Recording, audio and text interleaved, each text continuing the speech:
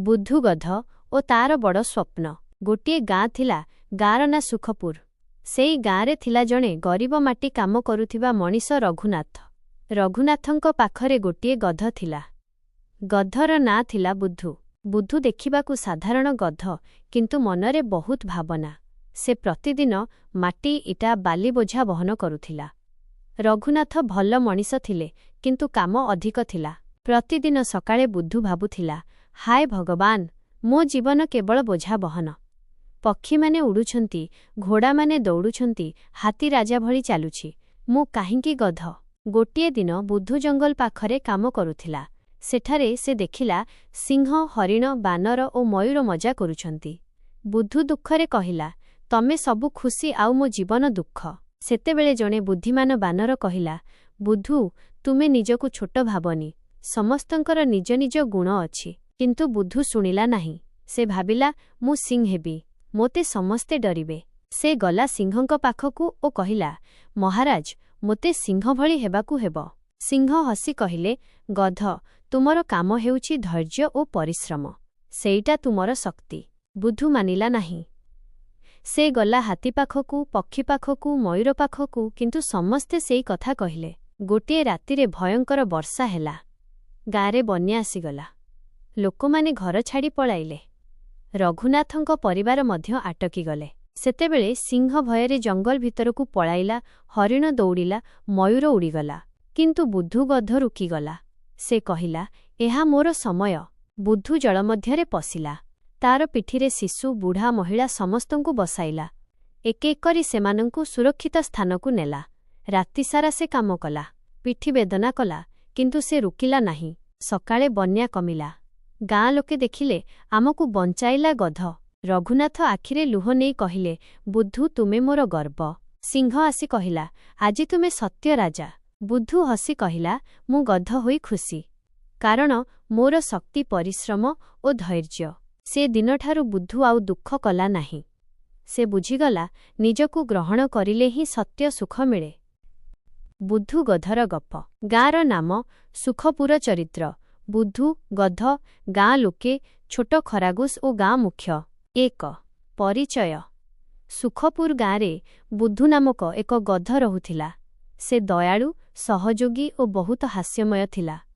ଗାଁର ସମସ୍ତେ ତାକୁ ବୁଦ୍ଧୁ ବୋଲି ଡାକୁଥିଲେ ଓ ତାର ମଜା ଉଡ଼ାଉଥିଲେ।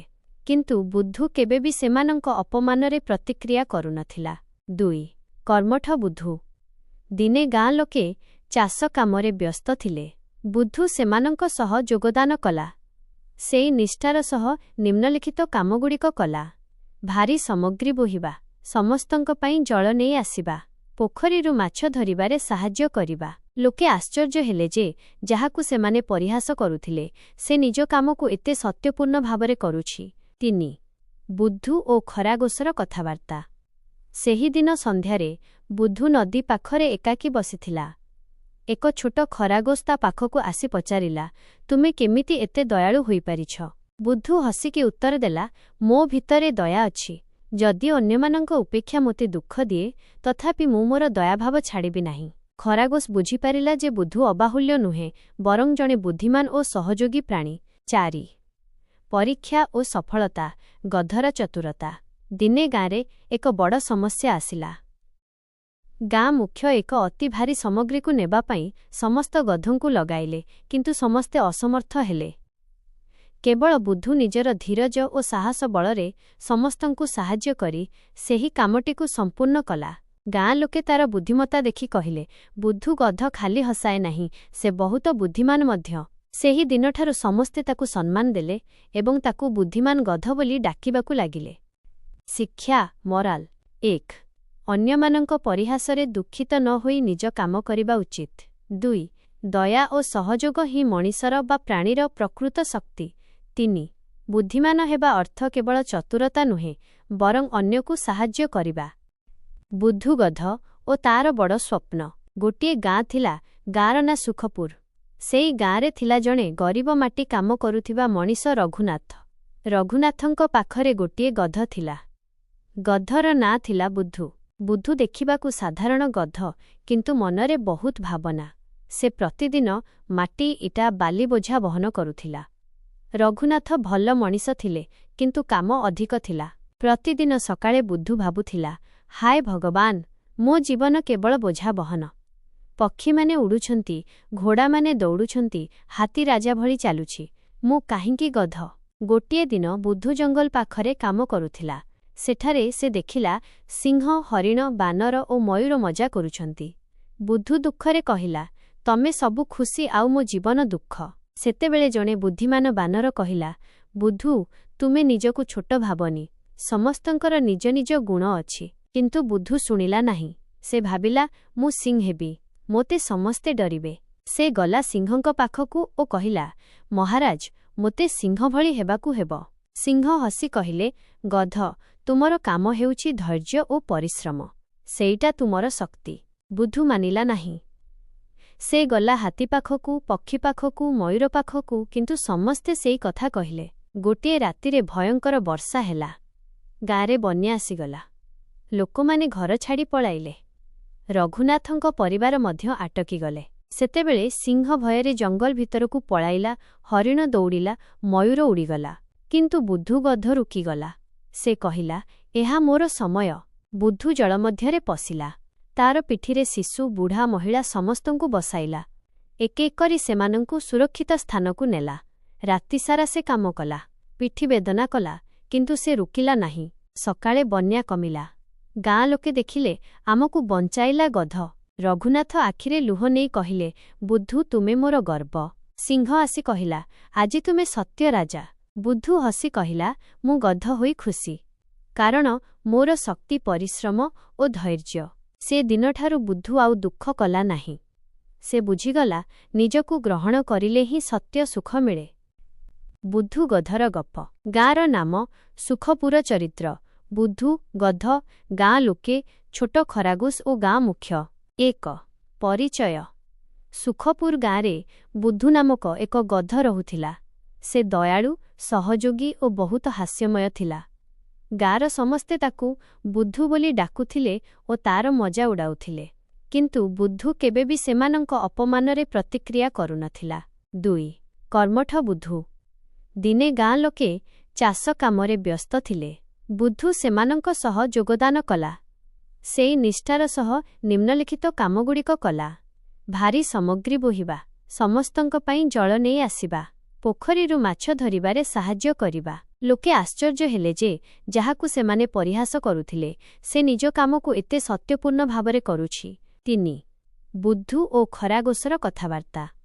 ସେହିଦିନ ସନ୍ଧ୍ୟାରେ ବୁଧୁ ନଦୀ ପାଖରେ ଏକାକୀ ବସିଥିଲା। ଏକ ଛୋଟ ଖରାଗୋଶ ତା ପାଖକୁ ଆସି ପଚାରିଲା, ତୁମେ କେମିତି ଏତେ ଦୟାଳୁ ହୋଇପାରିଛ? ବୁଧୁ ହସିକି ଉତ୍ତର ଦେଲା, ମୋ ଭିତରେ ଦୟା ଅଛି। ଯଦି ଅନ୍ୟମାନଙ୍କ ଉପେକ୍ଷା ମୋତେ ଦୁଃଖ ଦିଏ, ତଥାପି ମୁଁ ମୋର ଦୟାଭାବ ଛାଡ଼ିବି ନାହିଁ। ଖରାଗୋଶ ବୁଝିପାରିଲା ଯେ ବୁଧୁ ଅବାହୁଲ୍ୟ ନୁହେଁ, ବରଂ ଜଣେ ବୁଦ୍ଧିମାନ ଓ ସହଯୋଗୀ ପ୍ରାଣୀ। 4. ପରୀକ୍ଷା ଓ ସଫଳତା। ଗଧର ଚତୁରତା। ଦିନେ ଗାଁରେ ଏକ ବଡ଼ ସମସ୍ୟା ଆସିଲା। ଗାଁ ମୁଖ୍ୟ ଏକ ଅତି ଭାରୀ ସାମଗ୍ରୀକୁ ନେବା ପାଇଁ ସମସ୍ତ ଗଧଙ୍କୁ ଲଗାଇଲେ, କିନ୍ତୁ ସମସ୍ତେ ଅସମର୍ଥ ହେଲେ। କେବଳ ବୁଧୁ ନିଜର ଧୀରଜ ଓ ସାହସ ବଳରେ ସମସ୍ତଙ୍କୁ ସାହାଯ୍ୟ କରି ସେହି କାମଟିକୁ ସମ୍ପୂର୍ଣ୍ଣ କଲା। ଗାଁ ଲୋକେ ତାର ବୁଦ୍ଧିମତ୍ତା ଦେଖି କହିଲେ, ବୁଧୁ ଗଧ ଖାଲି ହସାଏ ନାହିଁ, ସେ ବହୁତ ବୁଦ୍ଧିମାନ ମଧ୍ୟ। ସେହି ଦିନଠାରୁ ସମସ୍ତେ ତାକୁ ସମ୍ମାନ ଦେଲେ ଏବଂ ତାକୁ ବୁଦ୍ଧିମାନ ଗଧ ବୋଲି ଡାକିବାକୁ ଲାଗିଲେ। ଶିକ୍ଷା ମୋରାଲ। 1. ଅନ୍ୟମାନଙ୍କ ପରିହାସରେ ଦୁଃଖିତ ନ ହୋଇ ନିଜ କାମ କରିବା ଉଚିତ। 2. ଦୟା ଓ ସହଯୋଗ ହିଁ ମଣିଷର ବା ପ୍ରାଣୀର ପ୍ରକୃତ ଶକ୍ତି। 3. ବୁଦ୍ଧିମାନ ହେବା ଅର୍ଥ କେବଳ ଚତୁରତା ନୁହେଁ, ବରଂ ଅନ୍ୟକୁ ସାହାଯ୍ୟ କରିବା। ବୁଧୁ ଗଧର ଗପ। ଗାଁର ନାମ ସୁଖପୁର ଚରିତ୍ର। ବୁଧୁ, ଗଧ, ଗାଁ ଲୋକେ, ଛୋଟ ଖରାଗୋଶ ଓ ଗାଁ ମୁଖ୍ୟ। 1. ପରିଚୟ। ସୁଖପୁର ଗାଁରେ ବୁଧୁ ନାମକ ଏକ ଗଧ ରହୁଥିଲା। ସେ ଦୟାଳୁ, ସହଯୋଗୀ ଓ ବହୁତ ହାସ୍ୟମୟ ଥିଲା। ଗାଁର ସମସ୍ତେ ତାକୁ ବୁଧୁ ବୋଲି ଡାକୁଥିଲେ ଓ ତାର ମଜା ଉଡ଼ାଉଥିଲେ। କିନ୍ତୁ ବୁଧୁ କେବେ ବି ସେମାନଙ୍କ ଅପମାନରେ ପ୍ରତିକ୍ରିୟା କରୁନଥିଲା। 2. କର୍ମଠ ବୁଧୁ। ଦିନେ ଗାଁ ଲୋକେ ଚାଷ କାମରେ ବ୍ୟସ୍ତ ଥିଲେ। ବୁଧୁ ସେମାନଙ୍କ ସହ ଯୋଗଦାନ କଲା। ସେଇ ନିଷ୍ଠାର ସହ ନିମ୍ନଲିଖିତ କାମଗୁଡ଼ିକ କଲା। ଭାରୀ ସାମଗ୍ରୀ ବୋହିବା, ସମସ୍ତଙ୍କ ପାଇଁ ଜଳ ନେଇ ଆସିବା, ପୋଖରୀରୁ ମାଛ ଧରିବାରେ ସାହାଯ୍ୟ କରିବା। ଲୋକେ ଆଶ୍ଚର୍ଯ୍ୟ ହେଲେ ଯେ ଯାହାକୁ ସେମାନେ ପରିହାସ କରୁଥିଲେ ସେ ନିଜ କାମକୁ ଏତେ ସତ୍ୟପୂର୍ଣ୍ଣ ଭାବରେ କରୁଛି। 3. ବୁଦ୍ଧୁ ଓ ଖରାଗୋଶର କଥାବାର୍ତ୍ତା। ସେହିଦିନ ସନ୍ଧ୍ୟାରେ ବୁଦ୍ଧୁ ନଦୀ ପାଖରେ ଏକାକୀ ବସିଥିଲା। ଏକ ଛୋଟ ଖରାଗୋଶ ତା ପାଖକୁ ଆସି ପଚାରିଲା, ତୁମେ କେମିତି ଏତେ ଦୟାଳୁ ହୋଇପାରିଛ? ବୁଦ୍ଧୁ ହସିକି ଉତ୍ତର ଦେଲା, ମୋ ଭିତରେ ଦୟା ଅଛି। ଯଦି ଅନ୍ୟମାନଙ୍କ ଉପେକ୍ଷା ମୋତେ ଦୁଃଖ ଦିଏ ତଥାପି ମୁଁ ମୋର ଦୟାଭାବ ଛାଡ଼ିବି ନାହିଁ। ଖରାଗୋଶ ବୁଝିପାରିଲା ଯେ ବୁଦ୍ଧୁ ଅବାହୁଲ୍ୟ ନୁହେଁ ବରଂ ଜଣେ ବୁଦ୍ଧିମାନ ଓ ସହଯୋଗୀ ପ୍ରାଣୀ। 4. ପରୀକ୍ଷା ଓ ସଫଳତା, ଗଧର ଚତୁରତା। ଦିନେ ଗାଁରେ ଏକ ବଡ଼ ସମସ୍ୟା ଆସିଲା। ଗାଁ ମୁଖ୍ୟ ଏକ ଅତି ଭାରୀ ସାମଗ୍ରୀକୁ ନେବା ପାଇଁ ସମସ୍ତ ଗଧଙ୍କୁ ଲଗାଇଲେ କିନ୍ତୁ ସମସ୍ତେ ଅସମର୍ଥ ହେଲେ।